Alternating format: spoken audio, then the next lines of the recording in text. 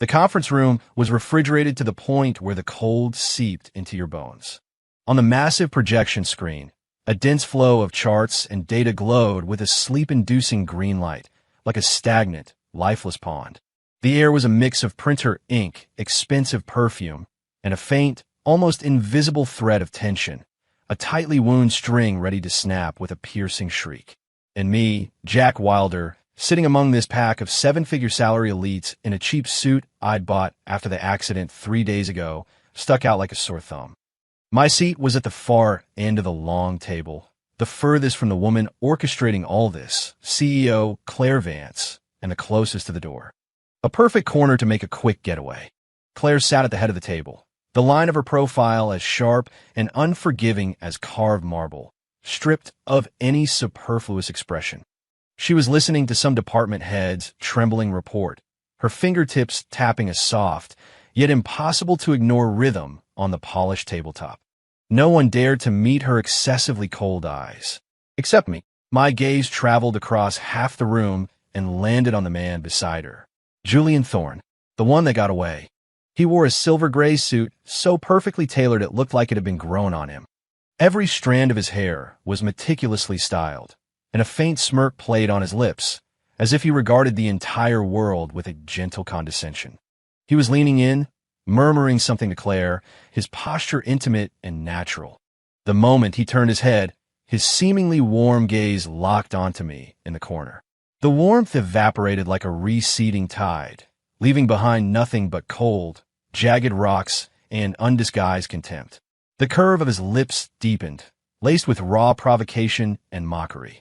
I met his stare, cracked a grin, and showed him my teeth. My eyes sent a clear message. Just wait, you son of a bitch. The smile on Julian's face froze for a second before twisting into something colder. He looked away as if another glance would stain him, and whispered something else to Claire. She gave an almost imperceptible nod.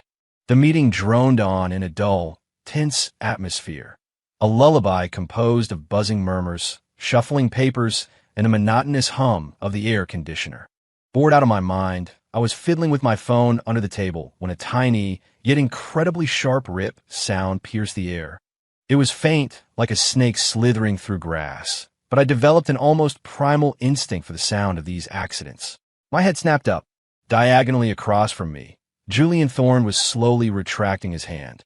A document lay open in front of him, and in his hand was a small, elegant silver letter opener. Its blade caught the overhead light with a cold glint. My gaze, however, was locked on the sleeve of my suit jacket, which was draped over the back of my chair.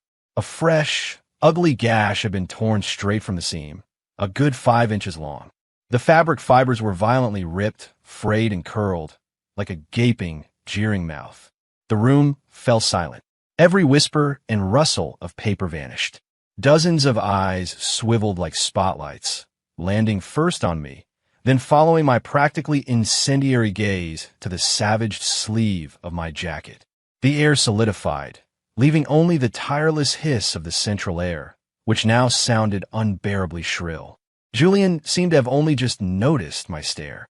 He raised an eyebrow, his face quickly assembling a mask of exaggerated, insincere surprise. He set down the small letter opener with a grace befitting a work of art. "Oh my," he exclaimed, his voice pitched just right for the whole room to hear, dripping with a sickeningly fake sympathy.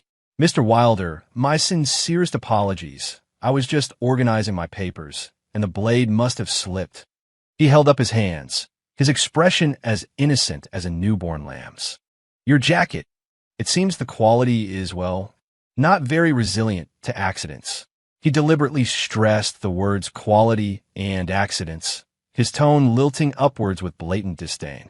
"That jacket cost me half a month's pay, a bitter pill I'd swallowed just to show up at this goddamn meeting in Claire's world. It was nothing special, but it was my dignity. And now, that dignity had been publicly ripped to shreds and trampled like garbage." A hot, metallic-tasting rush of blood surged to my head, making my ears ring. The edges of my vision turned a furious red. All my composure, all the self-talk about just one more month and you're free, was instantly annihilated in the face of this naked humiliation. To hell with the contract. To hell with dignity. I signed a marriage contract, not an indenture.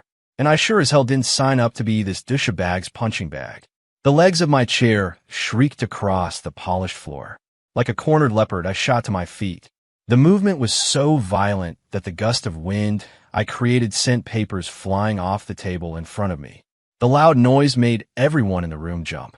Even Claire Vance, who had maintained her ice sculpture poise at the head of the table, snapped her head up. For the first time, her cold eyes focused clearly on me, a flicker of undisguised shock in them. The fake smile finally fell from Julian's face. He probably hadn't expected such a direct, violent reaction. He instinctively tensed, a flash of panic in his eyes, but it was quickly masked by a forced arrogance. "Jack!" Claire's cool voice was sharp, tinged with an urgency she couldn't hide, trying to stop me. "This is a boardroom. Sit down." Too late. My target was clear. I closed the distance in 3 long strides, the heavy soles of my shoes pounding a war drum rhythm on the pristine floor. I blew past several people in my path, my eyes locked on Julian's smug, detestable face. He must have panicked because he instinctively tried to back away, his body shoving the heavy leather chair. Its feet screeched horribly against the floor. He had nowhere to run. Behind him was the cold, floor-to-ceiling window. Just as he tried to stand, my right hand shot out like a viper. Not for him, but for the heavy, solid wood conference chair next to him. It was heavy, substantial. The muscles in my arm bulged, veins popping. I hoisted the chair with one hand, swinging it in a brutal, whistling arc. Time seemed to stretch. I could clearly see the reflection of the chair, growing larger in Julian's pupils. I saw the blood drain from his face, leaving behind only pure, unthinking terror. I saw him try to raise his arms to block, a gesture so pathetic and futile against the force of the swing. "Jack, don't you dare!" Claire's voice shot up, sharp with disbelief, as she leaped to her feet. Boom! A dull thud, heavy enough to stop your heart, smashed through the dead silence of the room. The back of the solid wood chair connected squarely with Julian's left side. The force of the impact was so great that the heavy chair flew from my grip, slamming into the conference room wall with a deafening crash before tumbling to the floor. It came to rest with one leg twisted at a sickening angle. Julian didn't even manage a full scream. The sound was choked off in his throat by the sheer force of the blow, turning into a short, grotesque gurgle. His entire body was lifted off the ground like a sack of garbage and thrown back into the leather chair he'd just been sitting in. The expensive chair couldn't take the impact. It slid backward with him, slamming hard into the plate glass window behind it. The entire massive pane of glass groaned and hummed. He was curled up in the toppled chair, his body convulsing violently. His face was a mask of pure agony, pale as if he'd been dredged in lime, and cold sweat instantly beaded on his forehead, running down his temples. He clutched his left side, his body coiled like a cooked shrimp. He made ragged, gasping sounds, each breath accompanied by a violent tremor and a pained groan, as if he might pass out at any second. Bright red blood began to seep through the fingers clutching his side, slowly staining the immaculate silver-gray fabric of his $1,000 suit like a hideous, blooming flower. The entire boardroom was dead silent. You could hear a pin drop. Dozens of pairs of eyes were wide, practically bulging from their sockets. Mouths hung open, big enough to fit an egg. The air had turned to cement. The only sound were Julian's suppressed, broken moans and hissing gasps for air, like a broken accordion grating on everyone's nerves.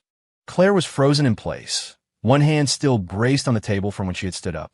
Her eternally glacial face now had a massive crack running through it. Shock, disbelief, astonishment. A storm of complex, violent emotions churned in her cold eyes, threatening to spill over. She stared at the crumpled form of Julian.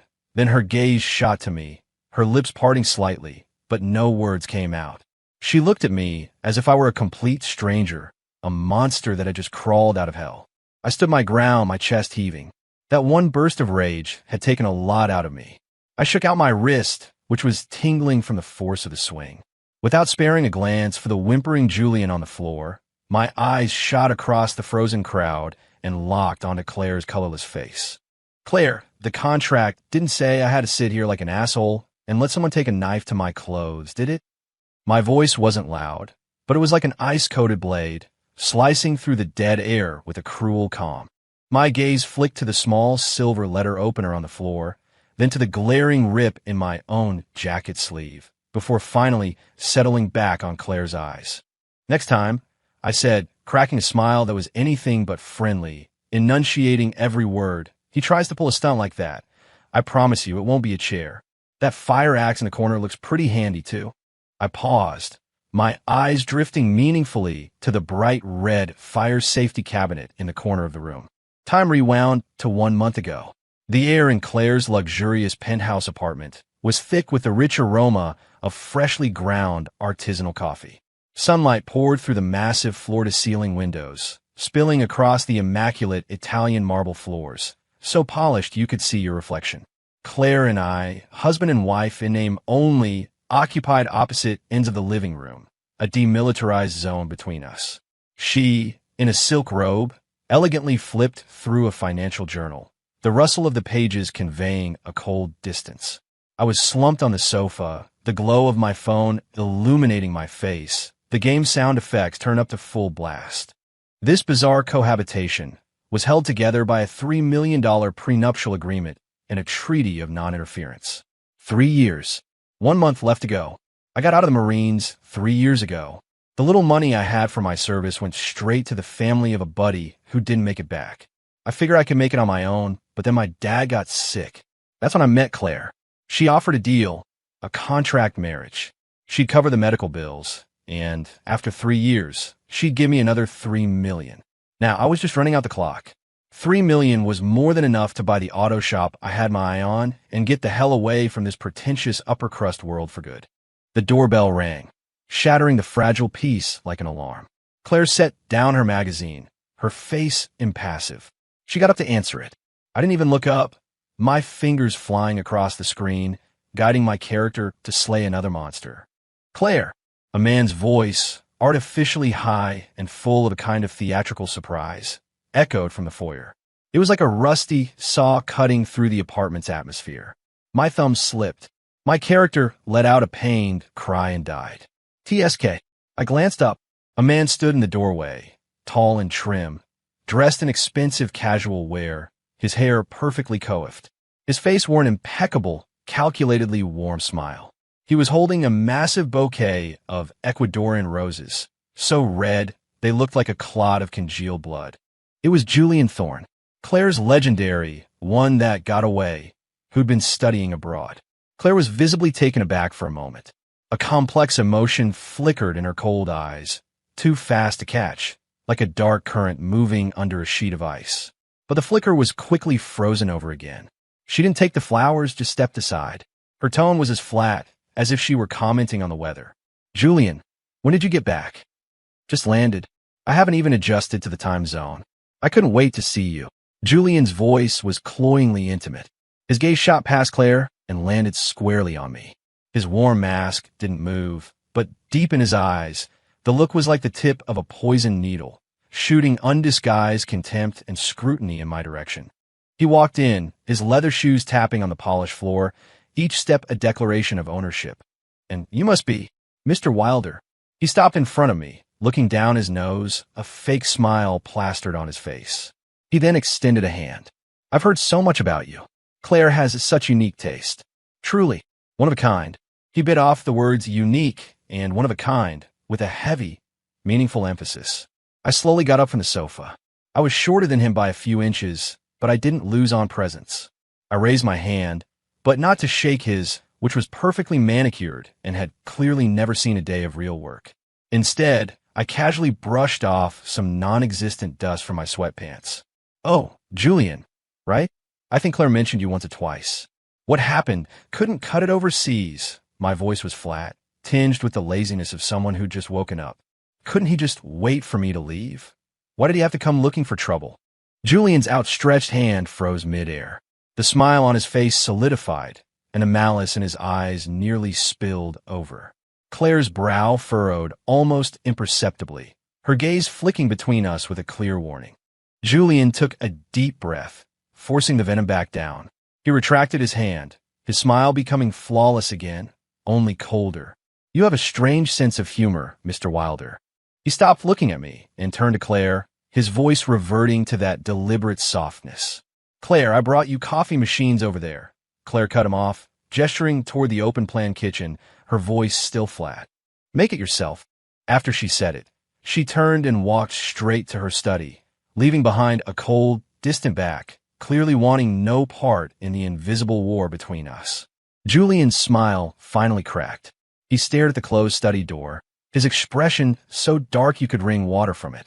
A few seconds later, he whipped his head toward me, the gentlemanly mask peeling away like cheap paint, revealing raw malice and provocation. He clutched the garish bouquet of roses and stalked toward the expensive, fully automatic coffee machine in the kitchen corner. 2 days later, in the executive break room outside the CEO's office at Vance Tower, the massive windows overlooked the glittering city skyline. The sunlight was blinding. The lunch hour had just ended, and a few assistants were gathered, chatting in low voices, enjoying a brief respite. I was leaning against the counter with a mug, waiting for the hot water dispenser. What can I say? The coffee in Claire's office was too bitter. I preferred plain hot water. Jack, the schedule for this afternoon. Claire's chief of staff, a woman with immaculate makeup who was never anything less than perfectly composed, walked over with a tablet to give me the rundown.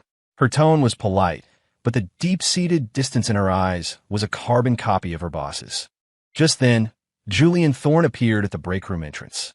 He was in a light-colored suit today, looking slick and smug. He was also holding a fine bone china coffee cup, his face fixed with that trademark, harmless-looking smile as he headed for the coffee machine. The chief of staff immediately fell silent, giving him a slight nod. Mr. Thorne. Julian smiled and nodded back, but his eyes, like a cold snake's tongue, flickered over the cheap, cartoon character mug in my hands, a mug that was completely out of place in this environment. He walked to the machine and gracefully operated it, watching the dark liquid fill his expensive cup. I couldn't be bothered with him. My water was full. I picked up my mug to leave, just as I turned, as our paths were about to cross. Whoa! Julian acted as if he'd tripped on something, his body lurching forward with an exaggerated gasp. The cup of freshly brewed, steaming hot coffee in his hand tilted at a very coincidental angle, heading straight for my chest. Scalding liquid, steam rushing at my face. It was pure instinct. In a fraction of a second it took for the coffee to leave the cup, my core tightened, and I twisted my body sideways in an awkward, but incredibly fast dodge. At the same time, my right hand shot out like lightning. Not to block the coffee, but to slap the inside of Julian's wrist hard and precise. Smack! A sharp, crisp sound. Pain shot through Julian's wrist. His fingers spasmed open, and the cup of hot coffee, along with the pricey bone china, instantly changed trajectory. Splash! The hot, brown liquid, mixed with shards of white porcelain, went flying. Most of it splashed directly onto Julian's own meticulously groomed face and the front of his light-colored suit. Aya! This time, the scream was blood-curdling and completely genuine. The hot coffee made him jump, his entire face flushing red like a boiled lobster. He frantically tried to wipe the coffee and ground from his face, his expensive suit now a disaster zone of spreading dark brown stains. The break room went dead silent. All the whispers stopped. A few assistants stared at the sudden drama, their mouths hanging open. The chief of staff nearly dropped her tablet. Julian was a mess. His face stung, his carefully crafted look was ruined, and he'd been publicly humiliated. He snapped his head up, his eyes venomous daggers aimed at me, his lips trembling. You did that on purpose. I stood there. The dodge and the slap had been a bit awkward, but I'd avoided most of the coffee. Only a few drops had splashed onto the back of my hand, barely warm. I shook my hand and smirked at his pathetic state. Mr. Thorne, you can't even walk on a flat surface. Bad eyes or bad legs. Should I call 911 for you? Or maybe an orthopedist? I pointed to the floor, which was clean enough to see your reflection in. Julian was shaking with rage, coffee still dripping from his face, which made his twisted expression look even more grotesque. He looked like he wanted to lunge at me, but the stinging pain and the eyes of everyone in the room held him back. 7. What's going on here? Claire's cool voice came from the doorway. She must have heard the scream. When she saw Julian, his face and suit a mess of coffee, And then me, standing there perfectly fine with my cartoon mug, a look of clear astonishment crossed her usually unflappable face for the first time. Her eyes darted between us, her brow furrowed. Julian acted like he'd found his savior, pointing at me to accuse me. Claire, I think Mr. Thorne was trying to offer me a coffee, but he slipped and burned himself. Looks like he's not used to this imported machine. Too much kick, maybe? I cut him off, my voice as calm as if I were giving a weather report. I shrugged, the picture of innocence. Claire's eyes swept over the shattered porcelain on the floor, the glaring stain on Julian's chest, his red, scalded face, and finally, my own clean hand, which had only a few drops of coffee on it. Her expression became incredibly complex. Her lips pressed into a hard line. In the end, she said nothing, just instructed her chief of staff. Anna, take Mr. Thorne to get cleaned up. She gave me a long, hard look. It was a look of scrutiny, of doubt, and maybe a hint of a cold, hidden warning. Then she turned and walked back in her office without another word. As Anna half-dragged, half-supported Julian away, he looked back over his shoulder and shot me a look of pure, murderous hatred. I just shrugged, picked up my cartoon mug, blew on the steam, and took a slow sip of warm water. Yeah, this was more my speed. Evening. In the private executive elevator of the Vance Tower, the polished metal walls reflected our two very different faces. The only sound in the cramped space was the faint hum of the elevator, an ominous background track. Julian stood in the corner, far away from me. He'd changed into a new suit. The burn on his face had been treated, but you could still see an unnatural redness. He kept his body turned away, as if he didn't want me to see his pathetic profile. Silence, thick and sticky, filled every inch of the space. The elevator descended. The red numbers ticked down from 30 to 29. Jack, do people like you, crawling up from the gutter, really think you can hit the big time just by latching onto someone like Claire? Julian's voice suddenly broke the silence. He didn't turn around, still speaking to the reflective wall, his voice low but laced with the cold, toxic hiss of a snake. He paused, as if savoring my potential reaction. The elevator hit 25. A kept man who has to sign his life away just to hang around Claire. A guy who can only drink coffee out of a cheap piece of crap like that. People like you reek of poverty and desperation to your very bones. Right now, Claire just pities you. Or maybe she's just using you to fend off some unwanted attention. Once she gets bored, or once he let out a contemptuous chuckle, full of smug superiority. His voice dropped even lower, taking on the tone of a vicious curse. Every word was a shard of poisoned ice hurled at me. Once she comes back to me, what do you think you'll be thrown out like the piece of trash you are? Ding. 8. The elevator stopped smoothly on the first floor. The metal doors slid open silently, and the bright lights of the lobby flooded in. The very instant the doors were fully open, I moved. No warning, no battle cry. My body was like a bowstring, tensed and suddenly released. Pivoting on my left foot, the motion was ghostly fast, driven by the brutal, honed power of a predator. My right arm was like a steel whip, locking precisely over his shoulder blade. My left hand shot down, grabbing his belt. I dropped my center of gravity, and my back and core unleashed a terrifying burst of power. Julian didn't even have time to gasp. He was airborne, the world spinning around him. His vision became a chaotic blur of the polished elevator ceiling, the cold metal walls, the bright lobby lights. Everything twisting and stretching. Thud! A sickeningly dull impact. Julian's meticulously curated body, like a heavy bag of cement, was slammed onto the hard, cold marble floor outside the elevator in a clean, brutal, over-the-shoulder throw. The sound was heavy, solid, with the gut-wrenching quality of bone hitting stone. Time seemed to freeze. The employees bustling through the lobby all stopped, as if someone had hit a universal pause button. Footsteps ceased. Conversations died. Dozens of eyes, like searchlights, locked onto the crumpled figure at the elevator entrance. Julian was splayed on the ground like a flattened frog, his limbs twisted at unnatural angles. The blood had drained from his face, leaving it a dead, ashen color. Cold sweat popped out on his forehead. His mouth was open, but no sound came out, only a broken, ragged gasping from his throat. After several seconds, a suppressed, high-pitched scream of agony finally tore from his lungs. My back, my arm. He tried to curl up, but the slightest movement sent waves of excruciating pain through his left shoulder and back, making him convulse, and his screams turned even more shrill. I stood in the elevator, looking down at him. I rolled my wrists and shoulders. It had been a powerful move, but it felt good. I calmly stepped out of the elevator and walked over to Julian, who was twitching like a dying fish. I crouched down beside him. Mr. Thorne, it was noisy in the elevator. What were you saying? I couldn't hear you. My voice was quiet, but in the dead silent lobby, it boomed like thunder, carrying a near-cruel calm.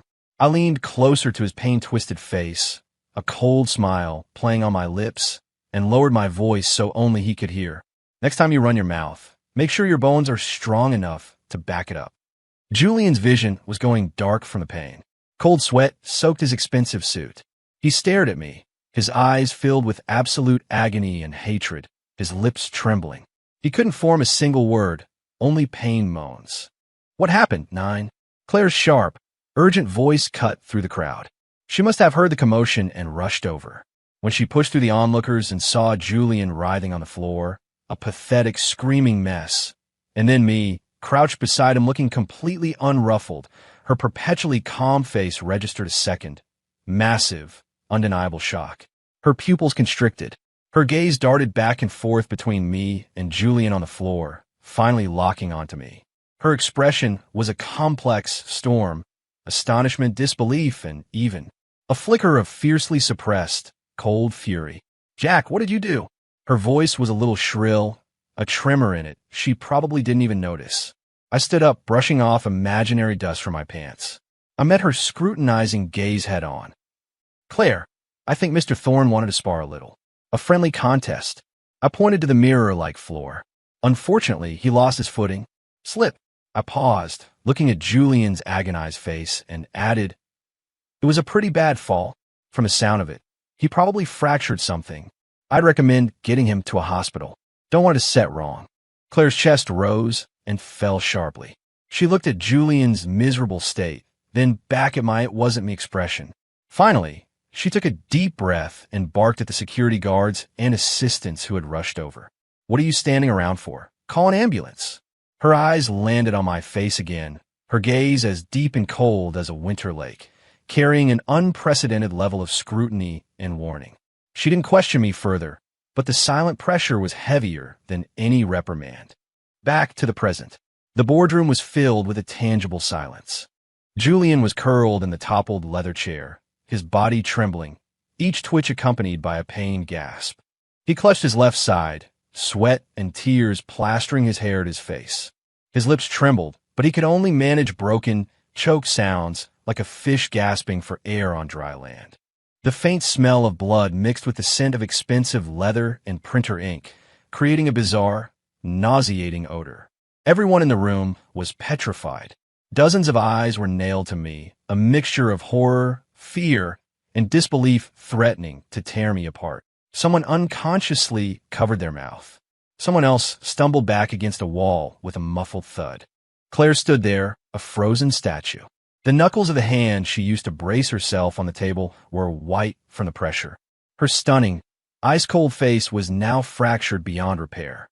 Shock, astonishment, and even a trace of bewilderment? The storm in her deep, all-knowing eyes finally calmed into a heavy, repressed tempest. Her gaze lingered on my face for a full 5 seconds, sharp as a scalpel, as if trying to dissect me to see what I was made of. Then, her eyes slowly moved to the whimpering Julian, to the glaring bloodstain. Her brow tightened. Jackie. Her voice finally broke this suffocating silence. It was no longer calm and cool, but trembled with a fiercely controlled, icy rage.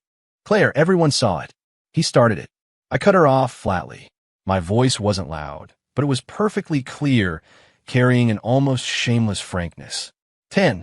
I held up my arm, showing the ugly gash in my suit sleeve to everyone. My eyes flicked to the small silver weapon on the floor. In broad daylight, in a boardroom, he takes a blade to a colleague's clothing. What do you call that? Destruction of property. Assault.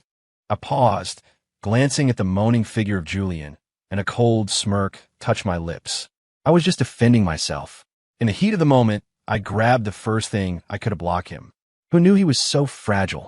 Defending yourself? You. Claire's voice rose, sharp with repressed fury. She had probably never witnessed such a brazen, self-righteous definition of self-defense. Ms. Vance, her chief of staff, Anna, rushed in, her face pale, her voice on the verge of tears, clearly alerted by the commotion. The paramedics, they're downstairs, Mr. Thorne. Claire took a deep, shuddering breath, forcing her emotions down. She gave me one last complex look, a look that contained a cold warning, incredulous scrutiny, and a hint of profound exhaustion. She turned away from me and addressed the security guards at the door, her voice regaining its usual hardness, though laced with an underlying tension. Get him downstairs, carefully, to the hospital now, and notify his father. The guards, as if granted a pardon, scrambled to carefully extract Julian from the chair. Every slight movement sent a fresh wave of pig-like squeals from him, setting everyone's teeth on edge. His hateful eyes found me through the gaps in the crowd, his lips moving silently. I could make out the words, "You're dead." I just shrugged and even gave him what could pass for a friendly smile. What a joke. My contract was to play the role of her husband for 3 years. Even though most people in the company knew it was a sham, to the outside world, I was legally her husband. If I got into real trouble, she'd be more nervous than I was. 3 days later, the underground parking garage. Pale fluorescent lights cast a cold glow on the expansive concrete space. The air was a stale mix of gasoline, rubber, and dust.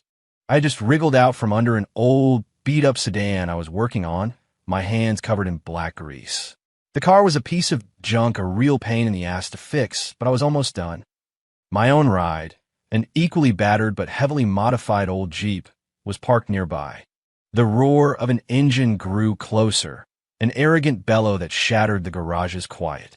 A sleek, all-black Porsche 911 shot around the corner like a shadow, carrying an air of aggressive entitlement. It didn't slow down, like an enraged bull, aimed straight for my Jeep, right where I just opened the driver's side door. The speed was insane. The distance was closing fast. This was no accident. He was aiming to do some serious damage. In a split second, my pupils contracted. My body reacted before my brain could process. I kicked off my right foot, launching myself sideways in a diving roll, a blur of motion. Screech! A deafening shriek of metal on metal, accompanied by a sickening, tearing sound, assaulted my ears. 11. The right side of the Porsche 911's front end had brutally scraped along the driver's side door of my Jeep. The Jeep's weathered door instantly buckled inward, the window exploding in a shower of glass that rained down like hail. The car alarm began to wail, a shrill cry piercing the dead air of the garage. The offending Porsche then executed an arrogant fishtail, its tires screaming against the concrete, and came to a neat stop a few yards away. The window lowered slowly, revealing Julian's face. His left side was still wrapped in a thick brace. His face was pale from pain and blood loss, but his eyes were unnaturally bright, burning with a crazed, vengeful glee. He leaned back in the driver's seat, looking at me with open provocation as I climbed to my feet. A vicious smile spread across his face. Well, if it isn't Jack the mechanic. Fixing up some junk? Whoops, my bad. New car. Not used to the acceleration. Accidentally clipped your scrap heap. His voice was hoarse from his injury, but it was dripping with intentional mockery. He drew out the words scrap heap, his eyes lingering on the Jeep's mangled door with utter contempt. Trash like this, driven by gutter rats like you, shouldn't even be allowed to pollute the air in here, he sneered. He then stuck his hand out the window and gave me the middle finger. Next time, learn to stay away from real cars. You couldn't afford to fix a scratch on this, even if you sold yourself. With a self-satisfied whistle, he started to raise the window, ready to leave. I stood there, brushing the dust off my clothes. My dive had been just in time. Aside from a scraped elbow, I was fine. I looked at the ugly gash on my Jeep, the shattered window, and listened to Julian's venomous tirade. A cold fury instantly burned away the fatigue from working on the car. Mr. Thorne, not used to the new car, I said. My voice wasn't loud, but it was like grinding ice, cutting through the wail of the alarm. I started walking slowly toward his arrogant Porsche, my eyes fixed on his gloating face. "I think it's your brain that you're not used to." The smile on Julian's face froze. The half-raised window stopped. He clearly hadn't expected me to just walk up to him. A flicker of alarm crossed his eyes, but it was quickly replaced by disdain. I honestly don't get why he always thinks I won't touch him. I walked right up to the driver's side, the window fully down now. Julian's taunting, hateful face was just inches away. I didn't look at him. My gaze went past his shoulder to the back seat of the Porsche. Lying there was a brand new golf club, its metal shaft gleaming coldly in the dim light. Without a moment's hesitation, my arm shot through the open window like a striking snake. Before Julian could even react, my hand closed around the cold metal shaft of the club. "What are you doing?" Julian finally snapped out of it, his voice rising in panic. "Too late. 12. I gripped the club with both hands, took a hard step back, and with a surge of power from my core, I swung the heavy metal club high over my head. It cut a vicious, whistling arc through the air. My target wasn't Julian. It was the pristine, flawless symbol of his wealth and status, the Porsche's front windshield. Crack KOM. An earth-shattering explosion of sound. It was like a thunderclap in the enclosed space of the parking garage. The reinforced safety glass, met with the full force of a heavy metal club, instantly spiderwebbed. A network of cracks spread like lightning, and a massive crater formed at the point of impact. A cascade of tiny glass cubes poured into the car, showering the driver's seat and a stunned Julian. Julian let out a shrill, high-pitched scream. He instinctively threw his hands up to protect his face, but the falling glass still managed to cut his arms and cheeks, leaving a series of small, bloody scratches. He was completely stunned, seized by the shock and terror of the moment. He sat frozen in his seat, his face covered in glass dust, his eyes wide with a mixture of pure horror and disbelief, like a rabbit caught in headlights. The last of the glass fragments tinkled onto the dashboard. I stood outside the car, holding the club, and looked coldly at the pathetic, trembling figure in the driver's seat. How about now? Getting the hang of the acceleration yet? I casually tossed the club onto the ground with a clang, my voice as calm as if I were asking for the time. A few days later, the massive backdrop for the Vance Horizon Tech Strategic Partnership signing ceremony and gala glittered under the grand ballroom's crystal chandeliers. The air was a cloying mix of high-end champagne, rich cigars, and a dozen different expensive perfumes. It was a sea of designer gowns and bespoke tuxedos. The titans of industry held their glasses, their faces adorned with practiced, polite smiles, murmuring to each other as they wove their invisible networks of power and influence. I was navigating the long buffet tables with a plate piled high with food, tender Wagyu beef bites, caviar top spoons, golden brown seared foie gras tarts. I had zero interest in schmoozing. Filling my stomach was the main priority. The new navy blue suit I was wearing, while not in the same league as the five-figure custom jobs around me, at least fit properly, and it didn't have any new gashes in it. Claire, naturally, was the center of the universe. She wore a stunning silver mermaid gown that clung to her curves, her hair swept up to reveal the elegant line of her neck.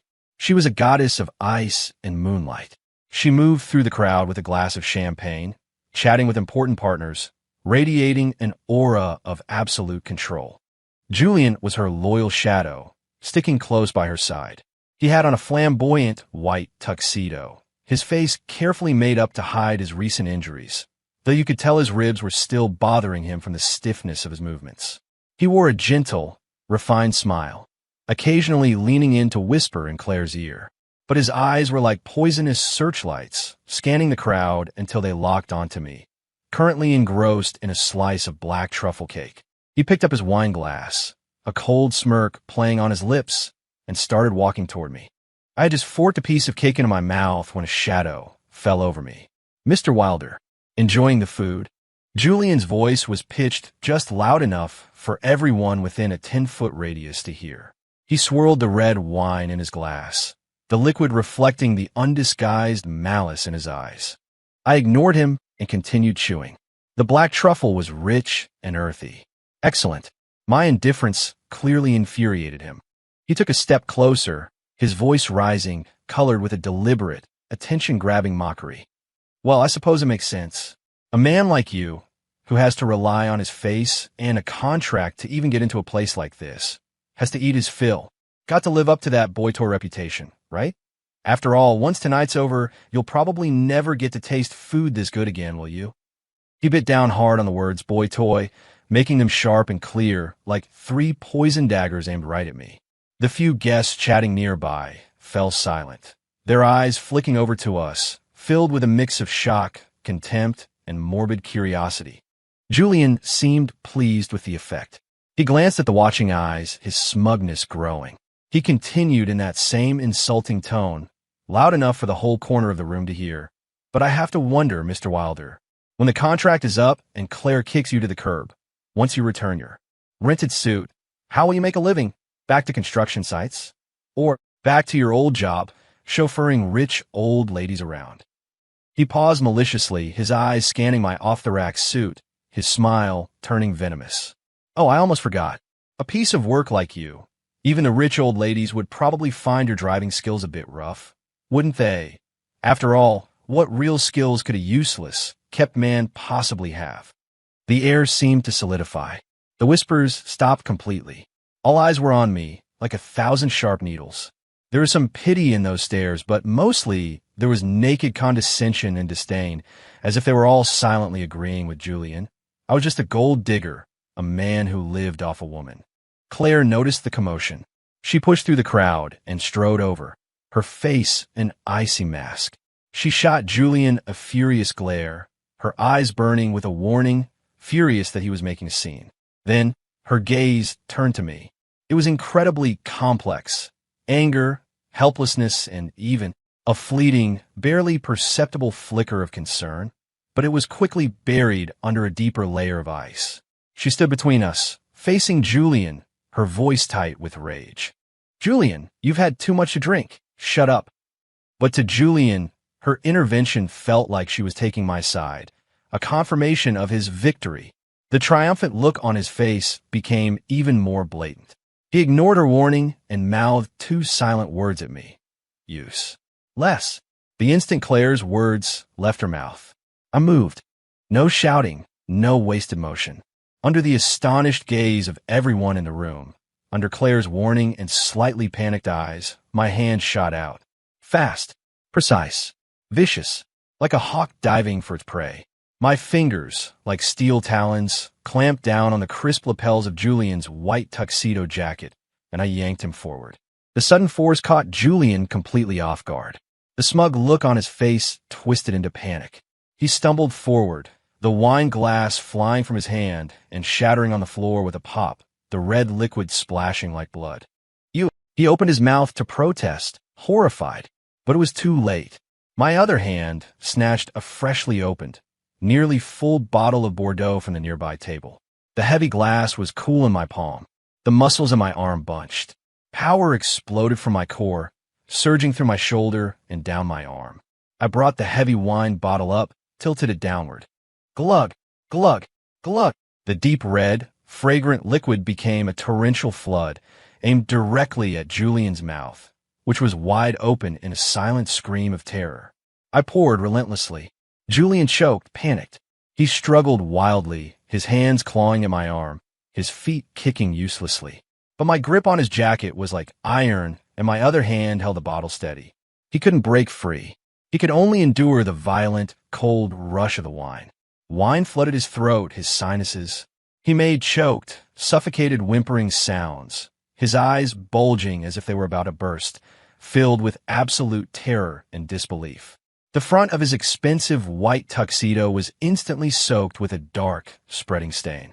Wine ran down his chin, his neck, soaking the shirt underneath, leaving him looking like he'd been doused in paint. The entire ballroom went completely, utterly silent. Tom had stopped.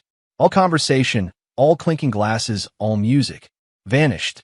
The only sound were the gurgling of wine being forced down a throat and Julian's desperate, drowning whimpers. Everyone was stunned into paralysis by the raw, brutal, and completely unimaginable scene. Jaws dropped, eyes widened, hands holding champagne flutes froze midair, and smiles curdled on their faces. Claire stood right there, so close she could see the fine spray of wine. She was completely frozen. Her face, always so composed and in control, was now a mask of pure, indescribable shock. Her pupils were dilated to their absolute limit, reflecting the insane scene playing out before her. Her mouth was slightly agape. She had forgotten to breathe. Her expression was that of someone witnessing a satanic ritual, a look of horror, confusion, and the blankness of someone whose entire worldview has just been shattered. She looked like she wanted to intervene, but her body was nailed to the spot. I didn't stop until the heavy bottle of Bordeaux was empty. Thump! I dropped the empty bottle on the thick carpet. Then I let go of Julian's jacket. Ugh! Cough, cough, cough! Blech!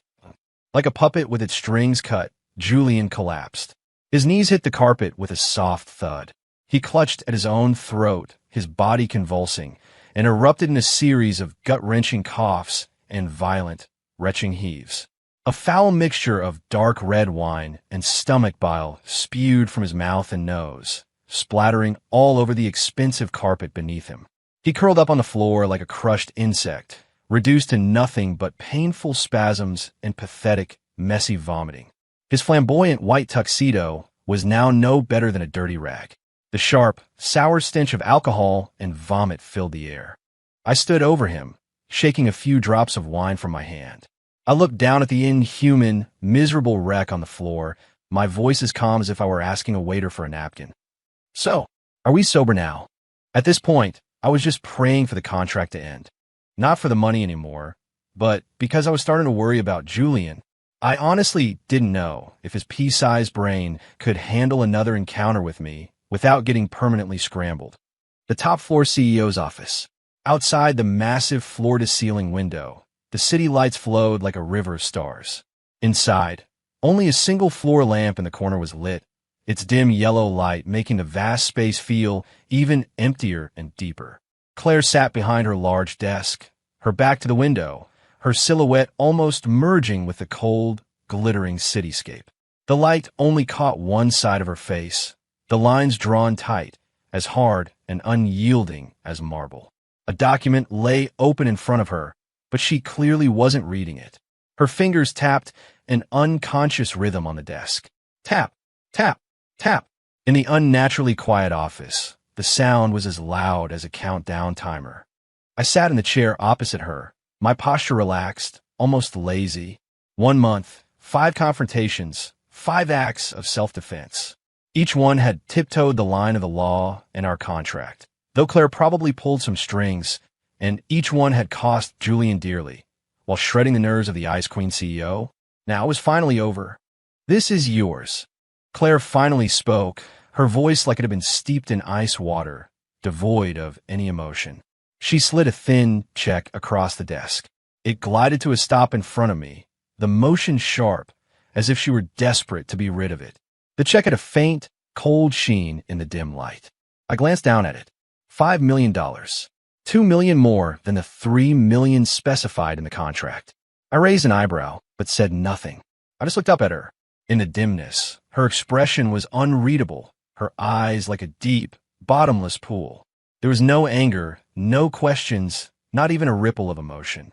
Just a profound, indescribable exhaustion, and a kind of relief, the distant air of someone who has finally shed a heavy burden. The extra $2 million is compensation for your additional services over the last 3 years, Claire said, her gaze seeming to pass right through me, landing on some point in the empty space beyond. Her voice was still cold.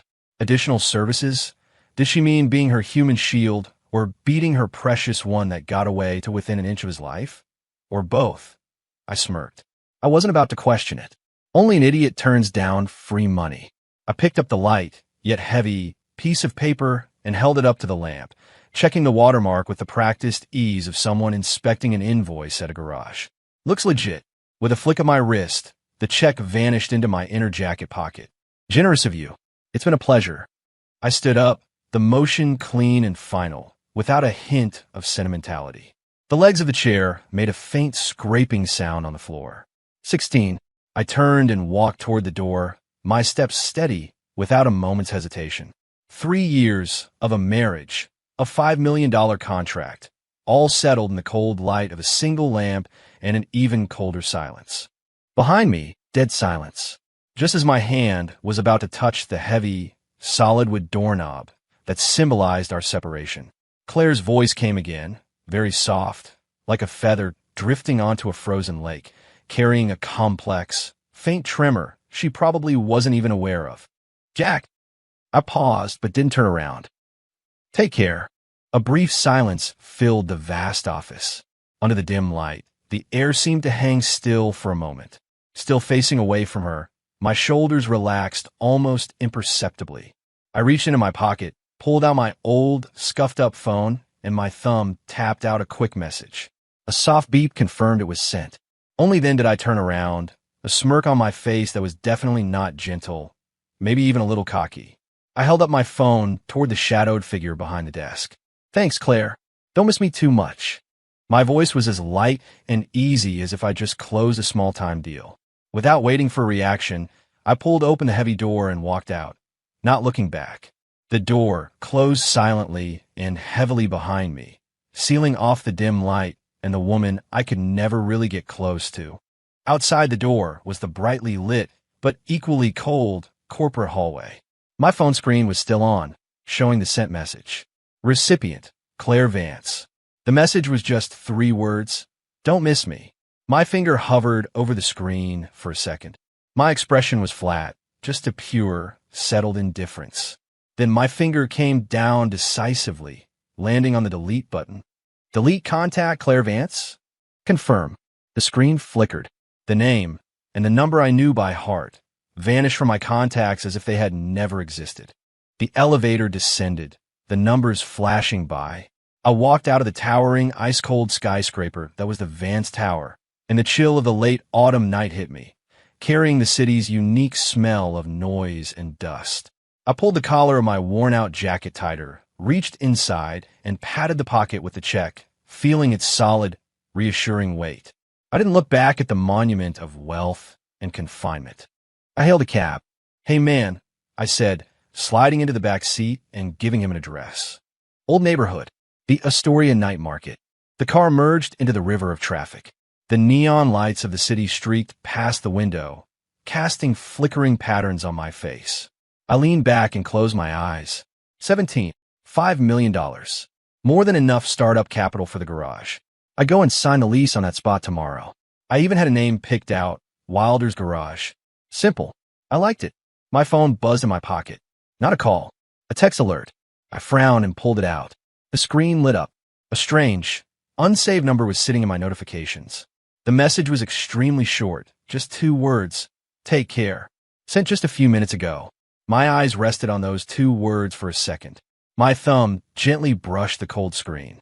Then, without replying, I moved my finger, expertly navigated to the menu, and selected the number. "Block this number." "Confirm." The screen went dark. The taxi rounded a corner, leaving the glittering neon lights behind. Ahead lay the unique, warm glow of the old neighborhood. Not as bright, but infinitely more welcoming. "Here you are, kid," the cabbie's gruff voice announced. "Thanks, man." I paid and got out. A wave of heat and noise hit me full force. The roar of the crowd, the sizzle of hot oil, the intoxicating mix of 100 different food smells. Char-grilled skewers, spicy hot pots, funky fermented tofu. The clang of woks on high flames, the booming calls of the vendors, the cheerful shouts of friends clinking beer bottles. It all merged into a powerful, vibrant torrent of life that instantly washed away the last traces of the Vance Tower's coldness.